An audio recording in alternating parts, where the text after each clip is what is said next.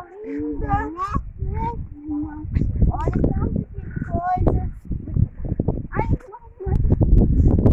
Ai, olha.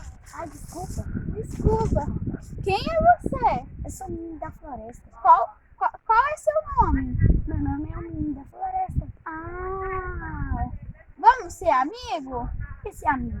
Amigo é correr, brincar, se divertir. Então vamos. Ciradinha. Vamos dar meia volta, quase meia. Vamos dar. Quando eu quis dormir, dessa era vidro se quebrou. Porque nós era porque isso acabou. Tá muito divertido, gente.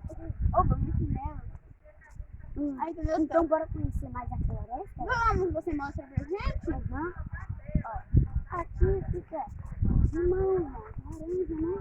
Aqui fica a vaca, né? Não tá muito boa. Aqui fica as amoras, né?